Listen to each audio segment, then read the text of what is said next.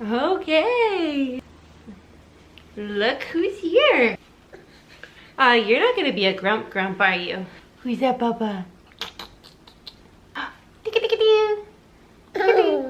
This is August. So, I have not made a YouTube video in forever. August is now a year old. He just had his birthday last weekend.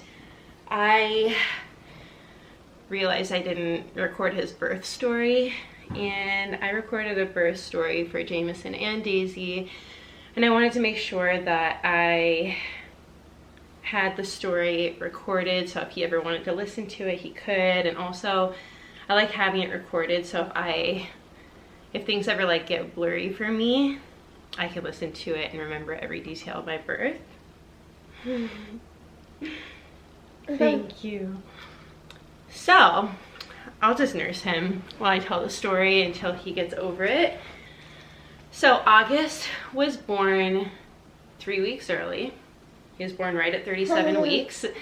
I was supposed to get induced at 38 weeks with him because I had issues with hemorrhaging with both Jameson and Daisy, and he was measuring very big. So they were worried because he was so big that his placenta would be big, which was the case for Jameson, and because I have a history of hemorrhaging, they wanted to take him as soon as possible to make sure that my placenta wasn't going to be giant and cause me to hemorrhage. So I had a date planned to be induced at 38 weeks with him, just like I was induced with Jameson at 38 weeks.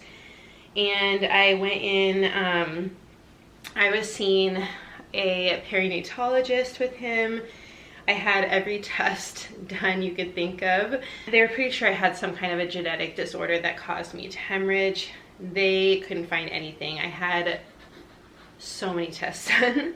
But at my perinatalogist appointment, right, when I think it was a day before I was 37 weeks, I had an ultrasound where he was measuring 8.5 pounds. And the perinatalogist was like, yeah, I'm not letting you go another week. And they gave me a steroid shot to help his lungs. And they said, come back tomorrow to get one more steroid shot and then you're going to get induced.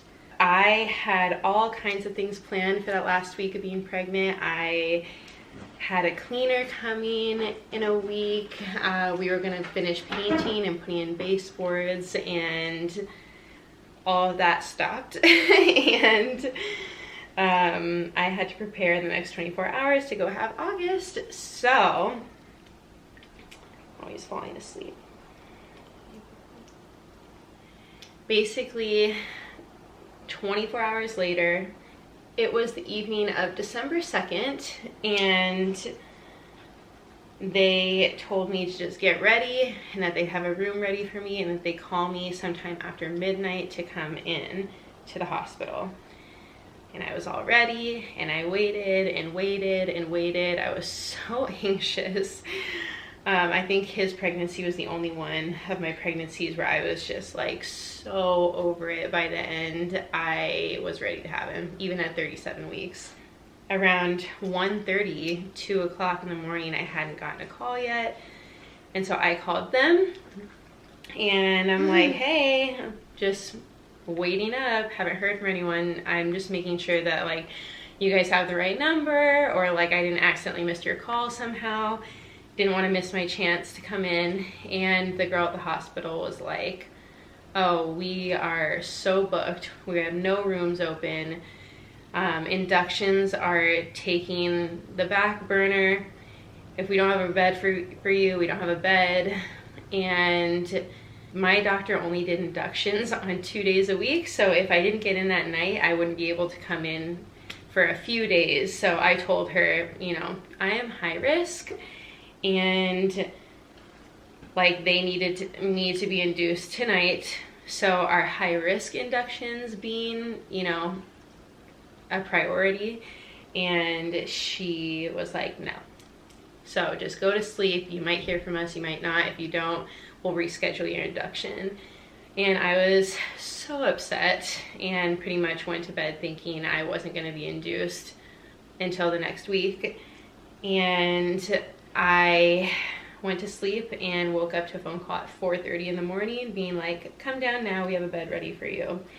So since this is COVID, I couldn't have anyone but Tanner with me at the hospital other than a doula. And my entire pregnancy I fought to have a doula. Having a doula is so important to me. I really need that extra person to help advocate for me and just keep me at ease, especially after having Jameson. So I was able to hire a doula, and I did not have my normal 2 support people with me, Carol and Emily, that were with me at Jameson and Daisy's births. And the reason why is that I could barely even have one extra person other than my husband Tanner. I really wanted a birth video and photography, so I hired a doula who did all of those things, and was a little bit out of my comfort zone because I did not know her. But I interviewed her and she was so sweet and had really calming energy.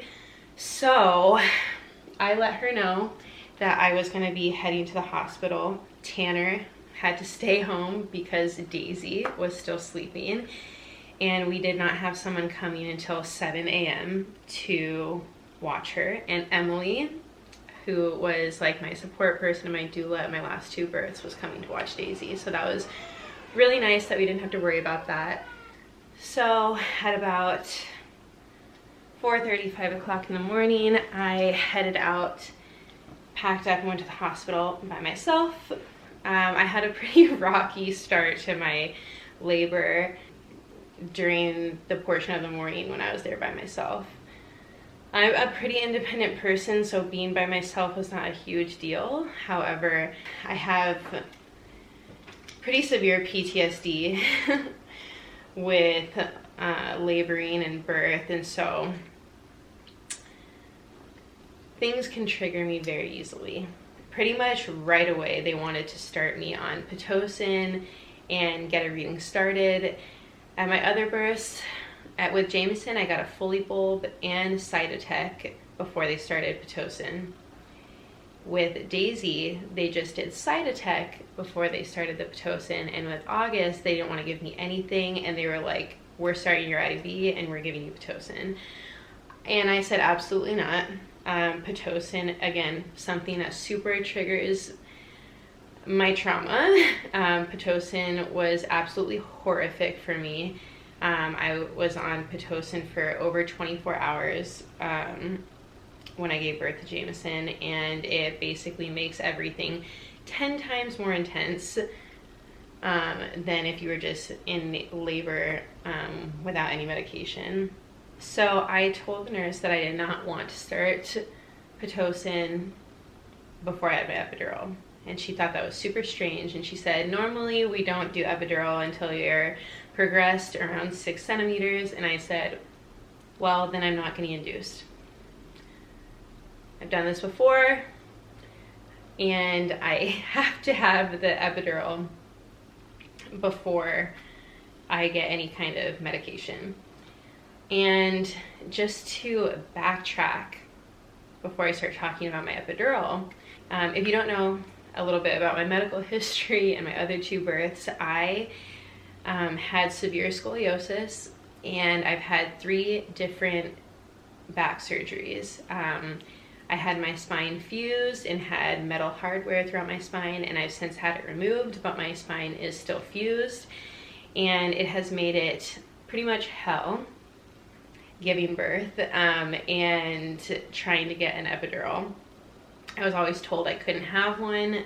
During Jameson's birth, the anesthesiologist could not get a successful epidural. I'm gonna try not to talk about that too long, but he tried several times before he thought he injured me and said he needed to stop. And that anesthesiologist called in to a second anesthesiologist, and the second one wouldn't even try. So my birth with Jameson, I did not have an epidural, and it was very traumatic for me for several different reasons. With Daisy, I had everything planned out with this anesthesiologist that was super experienced with women with back issues. I met with him before I even had her, and it was a dream. I had the perfect epidural, and her birth just went really smooth. And during my pregnancy with August, I found out that that doctor no longer practiced at my hospital, and I was just going to meet with an anesthesiologist from his team. I had thought that my OB had at least told the anesthesiologist on shift like what was going on with my back and my trauma and everything. And when he walked in, he had never heard of me before. And I started trying to tell him before he even looked at my back, like, I have my x-rays with me if you want to look at them, like I have spinal fusion. I'm trying to tell him all kinds of details, the levels of my spines that are fused, my experiences previously having an epidural, and he did not want to hear any of it. And he was very short with me and was like, nope, I'm just gonna do my thing. Opens my robe up to see my giant scar down my spine and is like, whoa. And that just immediately scared me, his reaction. It immediately told me that he had not seen this very much before, might not have as much experience, and I'm immediately scared. Now, mind you, I am still alone. Tanner has not gotten to the hospital yet. And so I'm starting to panic a little bit. He starts, he gives me the numbing medication, starts poking around, and he made it pretty clear that he didn't want me telling him basically anything. He just wanted to try. And he goes in, pokes me, not successful, pulls it out. Pokes me again, pokes me a few times and is unsuccessful. And I am like very triggered at this point. This is like my worst nightmare. It is transporting me right back to Jameson's birth. And the only way that I can explain like my PTSD moments, things get very blurry for me, and I don't know how to say it without sounding like really dramatic, but I really go into an episode where I am having a hard time differentiating this moment and the moment that traumatized me, which would be Jameson's birth. And I start like not knowing what reality is. I mean, it's a true panic attack. And I start slipping into that, and I'm like really trying to keep it together and tell myself like, this is August's birth, it's okay, like, don't panic, he's gonna get it, just this isn't the same moment, it's not the same. And then I hear the anesthesiologist say, I need to give you more numbing medication, because if you want me to keep trying, I'm gonna have to move around and try different areas because I'm not able to get it in. And at that moment, that sent me over the edge quickly, and I went into a full-blown panic attack. And I mean, I was hysterical. I mean, I don't even know if I'm able to fully explain how hysterical I was. I was hyperventilating, sobbing, and this poor nurse that was sitting in front of me, and this anesthesiologist, they like truly don't understand my full story, and so it was really awkward. And I'm sitting there through my like hyperventilating and sobbing. I'm trying to get out words to tell them like why I'm panicking because I didn't want them to just think it was because someone was sticking me with a needle, because that was not the case. I just was telling them like I am having a flashback. I'm not crying because the needles, you can keep going. I'm just having an episode. I just, you know, my son died and I had a stillbirth. It was a really traumatic experience. I am just having a moment.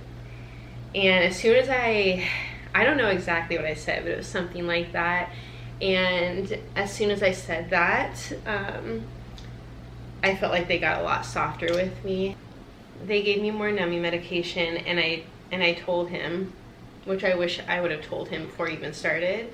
I said that the last anesthesiologist had to put the epidural lower than normal, and I believe that he put it between L4 and L5, but I told him if you need to go lower, well below my fusion, that's fine.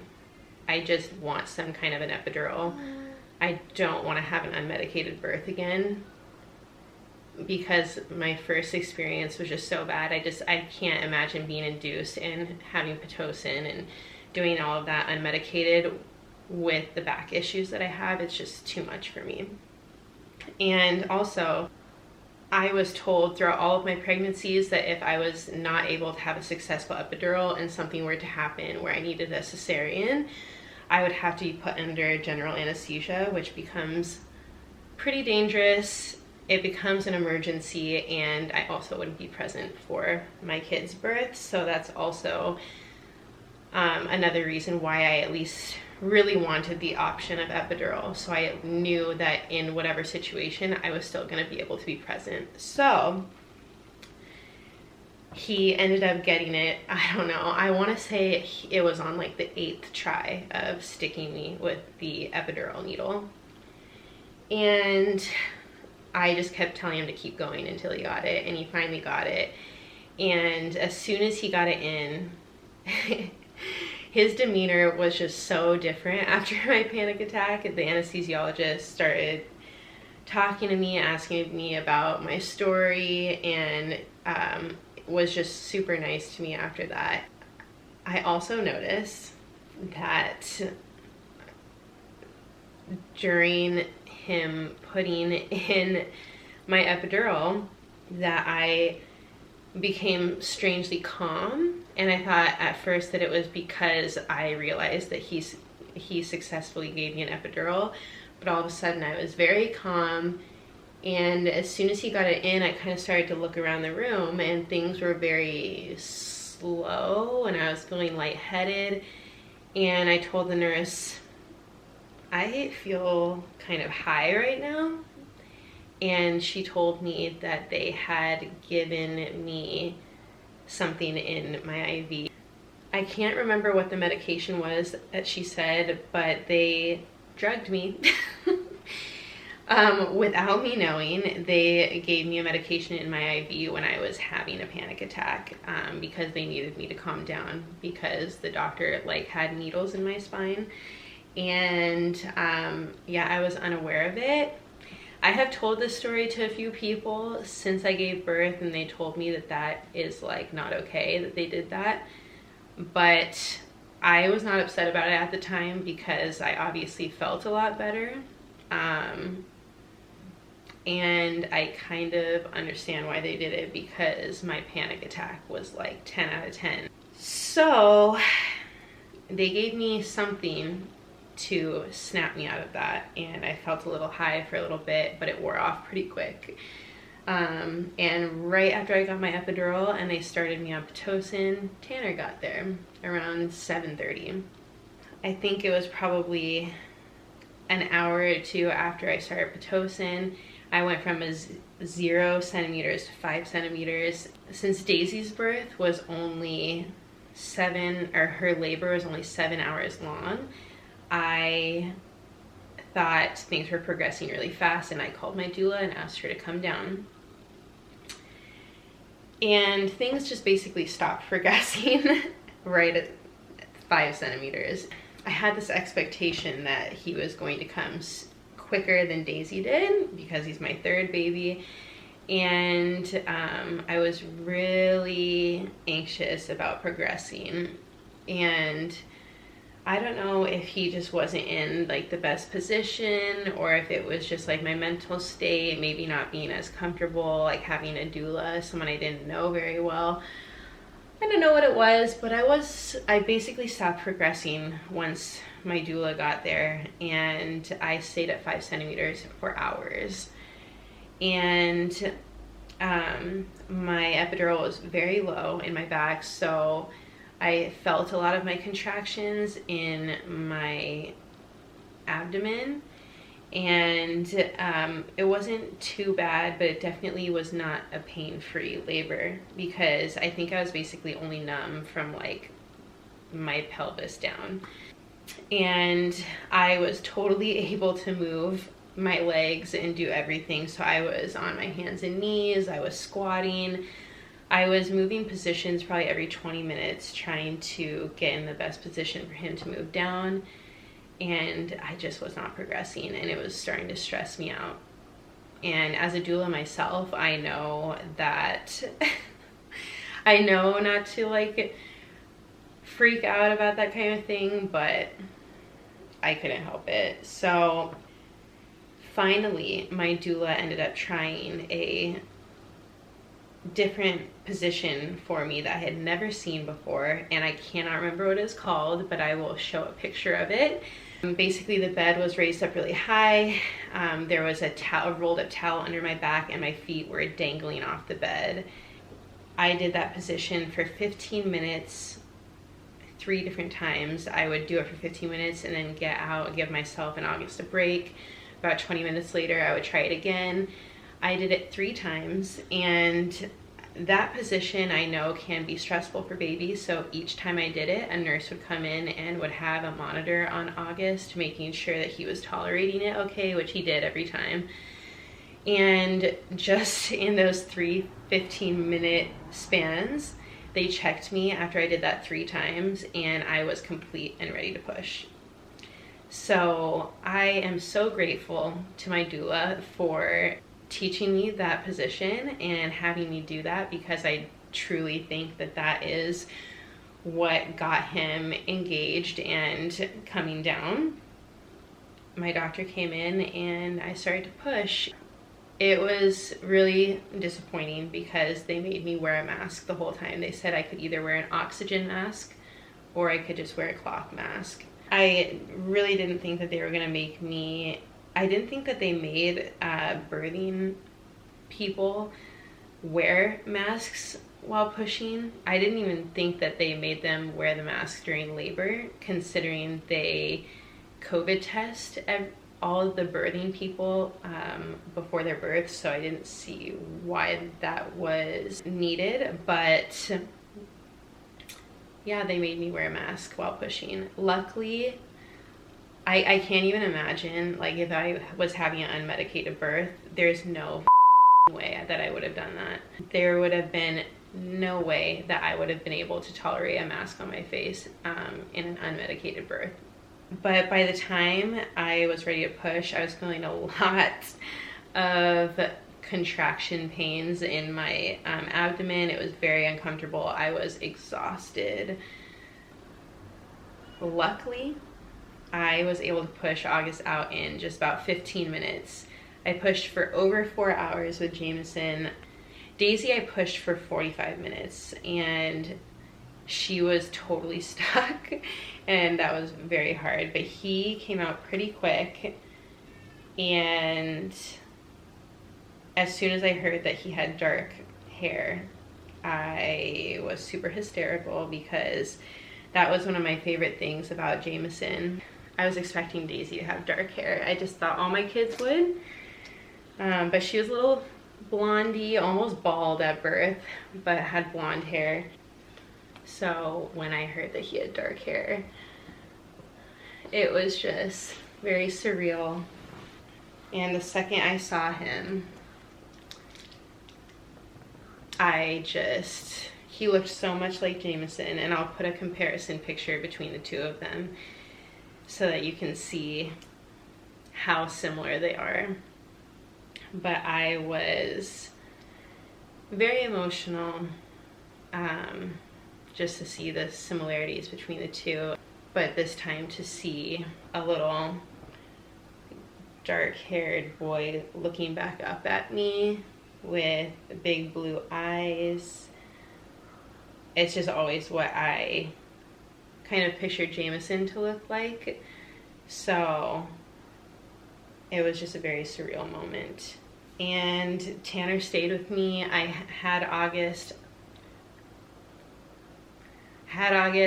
somewhere between 3 and 4 o'clock in the afternoon, and I feel horrible for not remembering the exact time. Tanner basically stayed for a couple hours and then had to go back home because we didn't have someone to stay overnight with Daisy. And I mean, you know, my mom or his mom would have stayed with her, but because we were in the middle of COVID and it just wasn't that easy at the time to like rapid test, and because, I mean, at the time, I had not left my house other than to get food my entire pregnancy. Tanner actually left his job.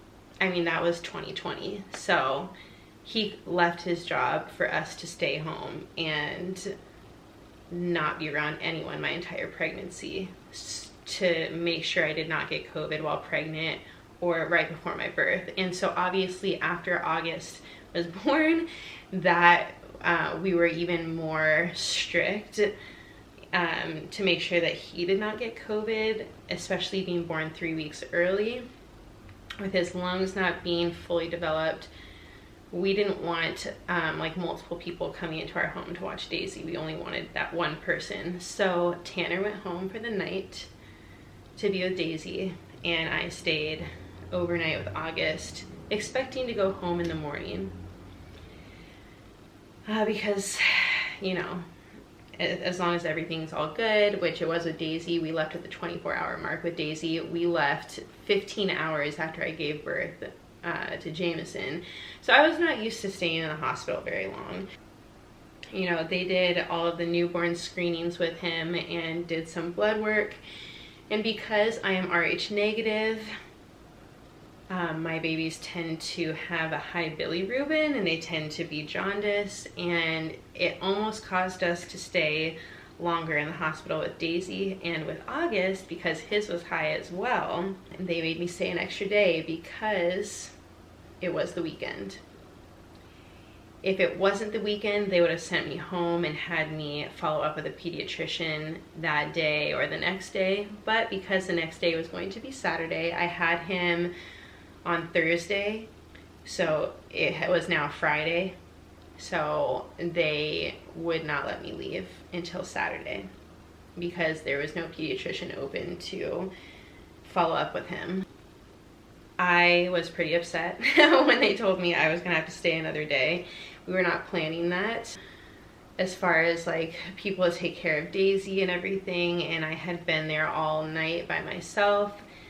So we asked my friend Emily if she could watch Daisy for a little bit longer, and she said that she could come and watch her for a couple more hours that day. And Tanner came and held August for a little bit while I slept, and then he had to go back to be with Daisy, and I was basically alone the whole evening on Friday and all overnight until Saturday. One thing that I'll never forget is that they basically had no vegan food at the hospital. So the only thing that I ate the entire 48 hours I was staying there was peanut butter and cracker at night when the kitchen was closed, and hummus with veggies and rice with fajita veggies. And like, it was good, but it was not enough for someone who just gave birth, who was nursing around the clock, also not sleeping ever because there was no one to hold August, and I'm just not the type of person. I just can't send my babies to the nursery. I wouldn't have been able to sleep. So 2 nights in a row I sat up holding August, I had to try not to fall asleep with him because they will take your baby to the nursery. If they catch you sleeping with your baby, you're not allowed to sleep holding your baby at the hospital. I just won't put him down. When they're super small, I am only comfortable like sleeping while they're sleeping when they have the outlet monitor on. So I basically only dozed off here and there for the first 2 days after I gave birth. I was exhausted, I was starving, I was sad. I had never been away from Daisy that long. I just was not in a good headspace.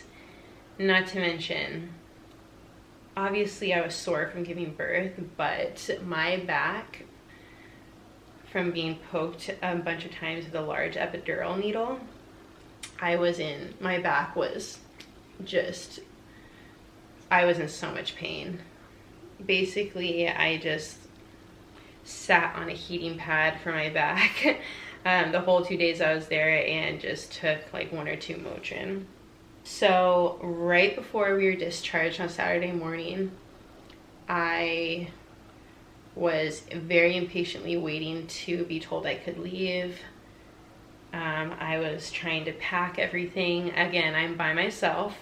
Tanner had only been with me for a couple hours after my birth and a couple hours on Friday morning. So at this point, no one is there to watch Daisy, and I am packing up to drive home by myself with August. So as I'm getting him ready, I get a text, and it's a text from my doula saying that when she got home from my birth, her husband found out that one of his partners at work had COVID. Neither her or her husband had symptoms, but they obviously decided to get tested, and both of them had positive COVID tests. So she was positive for COVID. She had a rapid test done and a regular test done, and the rapid test was positive, and she was still waiting on results from her like regular test, but her rapid test was positive. So that means that she was positive for COVID. She had COVID while at my birth, and she was in the room with me for like 9+ hours. She was in my face, giving, massaging me. She had hugged me and Tanner. She was in the room with my birthing team. Now, I am not mad at her at all. She handled everything really well with me. She was very honest and upfront and very sensitive with me.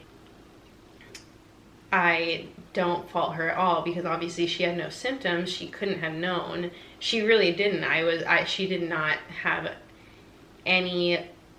she didn't show any symptoms of being sick while she was with me. I think I probably would have noticed that. So it's really not her fault. She didn't know. But I, as someone who, Tanner and I both left our jobs during the pandemic to try to keep our kids safe and ourselves safe. And we hadn't seen any of our friends, any of our family the entire year, basically, just to try to avoid COVID. And I get this special treatment to have a doula brought into the hospital because of my situation, my past. And this is probably exactly why they weren't allowing doulas at the time, because of situations like this. It just felt too ironic to me. It just felt like, of course this is happening. It's just like, I became hysterical. I mean, the first thing my brain goes to is I'm going to have COVID within the next week. My baby, who was born 3 weeks early, whose lungs are not like fully developed yet, is going to get COVID. He's probably gonna die. He's gonna be in the NICU. Like, I was thinking I'm gonna be separated from him. My brain went to a million different very dark places, and I began to sob. I FaceTimed Tanner to tell him and he was just trying to calm me down. And my nurse at the time had to have heard me hysterically crying because she came in. I hung up the phone with Tanner, and I thought she was going to be upset. I thought that she was going to, I don't know, like, I thought the whole birthing team was going to be upset and like have to go quarantine. And I'm thinking about my doctor who has all these other patients. I'm just like thinking of so many things. And I told her what happened, and she was just so kind about it. And she's like, this kind of stuff happens all the time here. We are used to that. We've all been exposed to COVID before. It's okay. Like, I understand why you're upset because you have a brand new baby and you have never been exposed before. I really think you're gonna be okay. She was telling me how many people she's known who have had COVID while giving birth. Their babies were okay. Just encouraging me to breastfeed still, and was like, don't even worry about us. We're okay. And I am sure you'll be fine, but I understand why you're upset. And so she like super calmed me down. But I think especially after just being by myself for so long and being the most exhausted I have ever been in my life and so hungry, I just felt like I was not being taken care of physically at all in those very precious hours after birth where you're supposed to be taken care of and nourished and all of these things. I just was like so depleted and sad that this was my experience. I couldn't have anyone come be with me. I asked if Emily could come be with me. I asked if people could bring me food. It just definitely was not an ideal situation because of COVID. So after my meltdown, I pulled it together. I packed August up in his car seat and I drove us home by ourselves. So his whole birth, I kind of just felt like I was alone the whole time, even though I wasn't. And I even had a doula there with me during my labor. It felt very isolating and barren and sad. And I feel like that might be why I kind of just like never thought to make a video about his birth. I just like didn't. It just was sad to me. Like, it wasn't, his birth was not a bad experience. It was fairly smooth. It just felt sad and not overflowing with support like I had with Jameson and Daisy. So, and I think for a lot of people, like, the things that I experienced wouldn't have been that big of a deal. I'm just so easily triggered. Birth is a very, very sensitive thing for me, and it's a very vulnerable time for me. But ultimately, I am just so glad that we both were safe and okay. Oh, and I didn't even follow up on the COVID thing. So 7 days after my induction date when we were exposed, we went and sat in a 45-minute long car line to get tested. And we were negative from that test, and we also did like a drive-through pharmacy test on the 10th day. And both tests were negative somehow, and I'm assuming it was because I was wearing a mask my whole labor, Tanner was wearing a mask my whole labor, and so was my doula. Everyone was. We were never allowed to take our masks off. There were a few moments where I took mine off, when it was just me and my doula and Tanner in the room, but that is the only reason I could think of, like, how I was in a room with someone for hours that had COVID and I did not get it. Neither of us did. I don't know how that happened. But her non-rapid COVID test came back positive as well. Basically her whole family had it. So I am so grateful. I don't know how we didn't get it, but I am so grateful that we didn't and that we were all okay, especially August. I was so worried about him.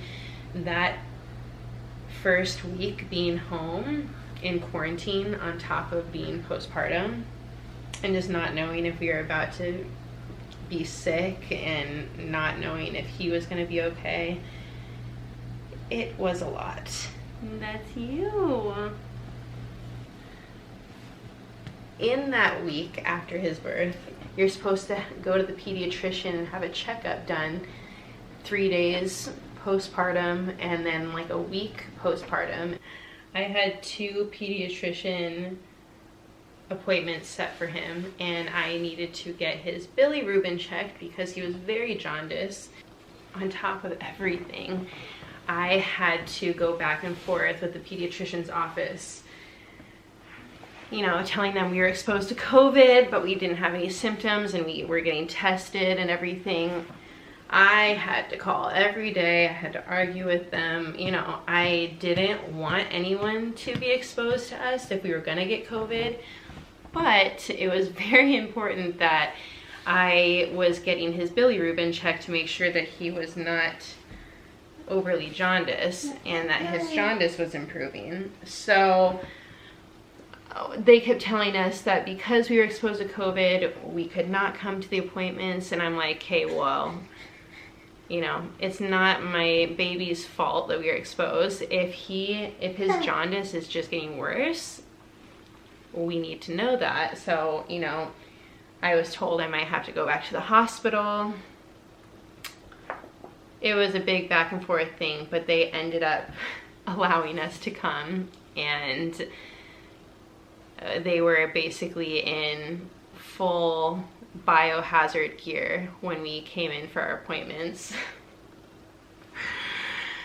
And basically were treating us as if we had COVID. So that was interesting, and we never did have COVID, so I am very glad that we didn't expose anyone else. But then about a few days postpartum, August was getting red alerts on the owlet overnight, each night when he was sleeping. So we ended up taking him back to the pediatrician's office. If you don't know what a red alert is, it means that he was having low oxygen. So we took him back to the pediatrician. They sent us to a cardiologist thinking something was going on with him, and it turns out that he just had poor circulation in his feet, and so the monitor wasn't picking up his true oxygen level. So a lot of scary things happened very close after he was born, but everything ended up being perfectly fine. And he is a big, chunky, healthy boy, huh? You're a big, chunky boy. And that's his birth story. Huh. I love you. So I will show a few clips from his first birthday that we just had last weekend. Bye. Say bye.